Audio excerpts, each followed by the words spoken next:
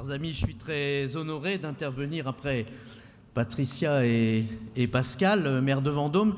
Je ne sais pas si vous êtes dit comme moi que Pascal ressemblait beaucoup à Maurice Leroy. Je me suis même demandé si ce n'était pas son fils naturel, tellement il lui ressemblait dans le style et dans l'allure.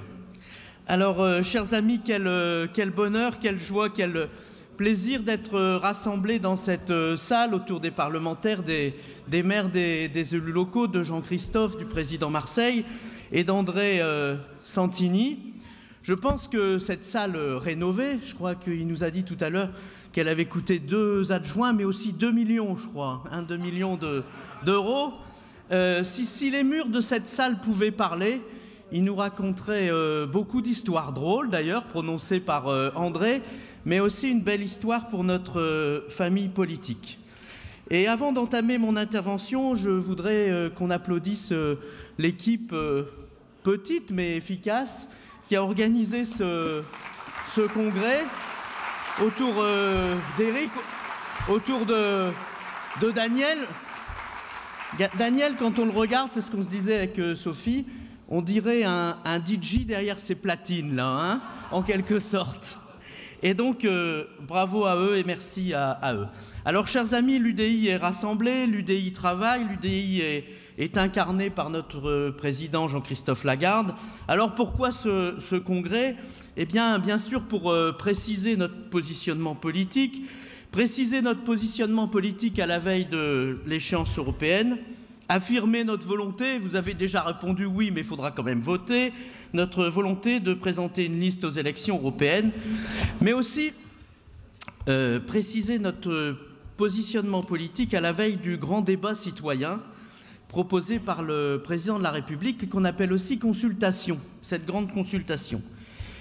Quelle curiosité, je voudrais m'arrêter là-dessus, quelle curiosité, chers amis, que ce grand débat citoyen, que cette grande consultation. Alors, il semble résulter du mouvement des Gilets jaunes. Je crois que la table ronde en parlera tout à l'heure avec Xavier Bertrand, Brigitte Fourret et puis des amis Gilets jaunes. Mais je crois que ce grand débat, il est le résultat d'une élection présidentielle tronquée. Après le quinquennat ramolli de François Hollande, mou, flou, avec cette phrase culte de Martine Aubry, quand c'est flou qu'il y a un loup, eh bien les Françaises et les Français rêvaient d'un beau et grand débat présidentiel. Que nenni, au grand débat présidentiel s'est substitué un grand déballage, et c'est ça qu'on peut regretter, où les affaires politico-judiciaires se succédaient jour après jour et nous empêchaient de mener ce débat. Ce sont ces affaires qui ont rythmé l'élection présidentielle. Voilà, il me semble, la racine du mal qui ronge notre pays. S'il doit y avoir un débat sur les institutions, je pense qu'il faudra faire le procès du quinquennat avec les élections législatives qui suivent les élections présidentielles de quelques semaines. C'est ce procès-là qu'il faut faire. Le drame, c'est que ces élections devraient trancher les grandes questions de notre pays et il n'en est rien. Aucune question n'est tranchée. On a des élections législatives où les uns sont dans l'euphorie, les autres dans la déprime, et où les uns font en sorte d'être dans l'euphorie et les autres dans le sauve-qui-peut. Ces élections législatives sont devenues souvent inintéressantes. Alors peut-être aussi que je pense ça parce que nous, on a été plus souvent dans le sauve-qui-peut, hein. Mais demain, on sera sûrement dans l'euphorie. Et donc, s'il doit y avoir un débat, à mon avis, sur la question institutionnelle, peut-être faudrait-il introduire l'idée de revenir au septennat non renouvelable et des élections législatives découplées.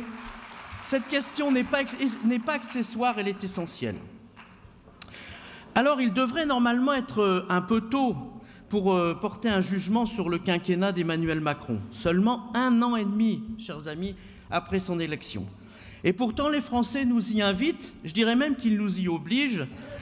Et s'il faut présenter un bilan de cette situation politique de notre pays après cette élection, je suis tenté de répondre de manière contradictoire. Tout a changé et rien n'a changé.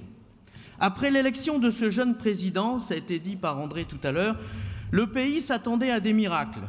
Il découvre qu'il ne suffit pas de parler de nouveau monde ou de Start-up Nation pour conjurer les difficultés.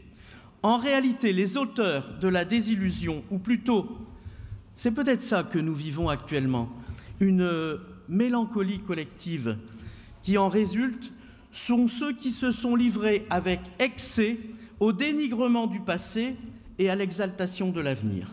Ils pratiquent aujourd'hui les responsabilités du pouvoir. C'est finalement un bon exercice d'humilité. L'opinion publique a longtemps été envoûtée et elle se ressaisit, elle se réveille, elle s'aperçoit qu'au-delà des slogans, les faits ont une réalité, les faits sont têtus. Cette crise n'a donc rien de surprenant, elle résulte de la gouvernance du président de la République. Et l'esprit de magie qui avait accompagné son élection et provoqué une forme de fascination, même en Europe, comme ça a été dit tout à l'heure, a laissé la place au désenchantement et à la déception. Alors militons donc, préparons-nous à cette consultation, faisons en sorte que l'adage de Monterland ne s'applique pas. Qu'est-ce qu'il disait cet adage? Malheur au pays dont le prince est un enfant. Malheur au pays dont le prince est un enfant. Oui, mais ça a été adapté par Monterland. Parce que dans l'Ecclésiaste, il est marqué, c'est le roi. Malheur au pays où le roi est un enfant. Monterland, il dit le prince. Nous, on pourrait dire le président. Voilà pourquoi j'ai la conviction que notre famille de pensée n'est en rien, comme on avait pu le dire à un moment donné, une nuance du macronisme et encore moins une force d'appoint du macronisme. Et c'est ici, maintenant, que nous devons affirmer cela. Pour moi, chers amis, notre ambition, elle est plus grande, elle est plus haute. Il s'agit de bâtir et de construire une alternative démocrate et républicaine à la République en marche. Parce que si on ne travaille pas cette alternative, on va laisser ce monopole aux populistes, comme ça s'est passé en Italie à la suite de Matteo Renzi. Voilà notre positionnement politique pour ce grand débat citoyen. Voilà notre positionnement politique pour le débat européen. Alors à ceux qui seraient encore tentés de penser qu'Emmanuel Macron et nous, c'est la même chose, je veux finir de vous convaincre en appelant à cette tribune les grands auteurs. Alors je vais citer, et puis je ferai une petite devinette pour vous demander de qui est cette citation. Je suis absolument sceptique sur le projet d'Emmanuel Macron. Et c'est le mot le plus modéré que je puisse choisir. C'est pas loin, mais il faudra travailler encore un peu. Ça ne marchera pas, parce que les Français vont voir ce qui se cache derrière cet hologramme. Ce sont les mêmes forces de l'argent qui veulent réussir avec Macron ce qu'ils ont raté avec Strauss-Kahn. Ces forces de Londres, il a gagné, c'est François Bayrou. C'est Hervé Marseille qui a gagné. Mais je vais quand même terminer la citation parce qu'elle est trop formidable. Ces forces de l'ombre devront compter sur notre détermination à leur barrer la route, car le centre ne partage pas les mêmes valeurs qu'Emmanuel Macron. Alors cet auteur, c'est François Bayrou, et finalement, c'est terriblement d'actualité.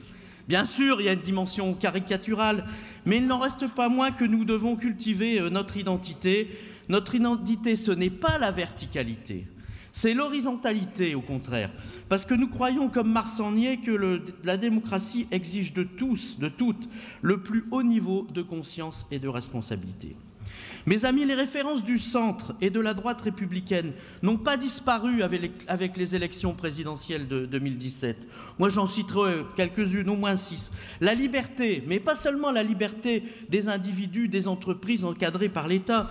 Non, la liberté des acteurs économiques, bien sûr, mais aussi celle des collectivités territoriales, des corps intermédiaires, des associations, des syndicats. C'est ça le personnalisme communautaire qui est une de nos références. Et puis, bien sûr, la liberté, l'autorité qui garantit la sécurité, la volonté de réduire les fractures territoriales et toutes les fractures de la société française, l'écologie responsable et pas l'écologie punitive, avec les grands anciens Jean-Marie Pelt ou Philippe Saint-Marc, le pari de la société de l'intelligence et de la connaissance, et enfin, l'attachement résolu à la construction européenne qui ne peut pas se réduire pour nous à un marché, c'est la sécurité, la défense, peut-être la défense en un d'ailleurs, on en discutait tout à l'heure avec Nathalie, et puis tout ce qui est lié aux grandes questions de souveraineté. Voilà pourquoi nous devons naturellement, autour de Jean-Christophe, conduire notre propre liste. Mes amis, avec toutes ces valeurs, toutes ces références, nous devons tenir notre place et notre rang lors de ce grand débat citoyen, de cette grande consultation, et faire en sorte de ne pas nous ranger derrière tel ou tel. Le moment est grave pour notre pays. Nous incarnons des valeurs, nous incarnons des projets. Nous sommes rassemblés autour de notre président Jean-Christophe Lagarde. Et comme le dit Robert Schuman, nous sommes les seuls à incarner le supplément d'âme au service de l'Europe. Voilà, alors ces applaudissements me font chaud au cœur, mais je crois qu'ils m'invitent aussi à conclure. Et donc je veux conclure avec simplicité.